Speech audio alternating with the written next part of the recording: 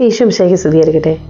സങ്കീർത്തനങ്ങളുടെ പുസ്തകത്തിൽ നിന്നുള്ള വായന 24-ാം അധ്യായം 1 മുതൽ 10 വരെയുള്ള തിരുവചനങ്ങൾ. ഭൂമിയും അതിലെ സമസ്ത വസ്തുക്കളും ഭൂതലവും അതിലെ നിവാസികളും കർത്താവിൻ്റെതാണ്. സമുദ്രങ്ങൾക്ക് മുകളിൽ അതിൻ്റെ അടിസ്ഥാനം ഉറപ്പിച്ചതും നദിക്ക് മുകളിൽ അതിനെ സ്ഥാപിച്ചതും അവിടുന്നാണ്. കർത്താവിൻ്റെ മലയിൽ ആര് കയറും? അവിടുത്തെ വിശുദ്ധ സ്ഥലത്ത് ആര് നിൽക്കും?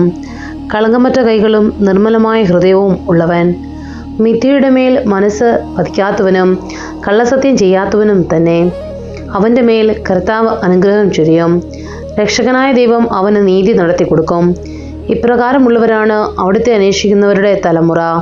അവരാണ് യാക്കോബിൻ്റെ ദൈവത്തെ തേടുന്നത്. കവാടങ്ങളെ ശിരസ് ഉയർത്തുവിൻ, പുരാതന കവാടങ്ങളെ ഉയർന്നു നിൽക്കുവിൻ. മഹത്വത്തിൻ്റെ രാജാവ് പ്രവേശിക്കട്ടെ. ആരാണ് ഈ മഹത്വത്തിൻ്റെ രാജാവ്? പ്രബലനും ശക്തനുമായ കർത്താവ്, യുദ്ധവീരനായ കർത്താവ് തന്നെ.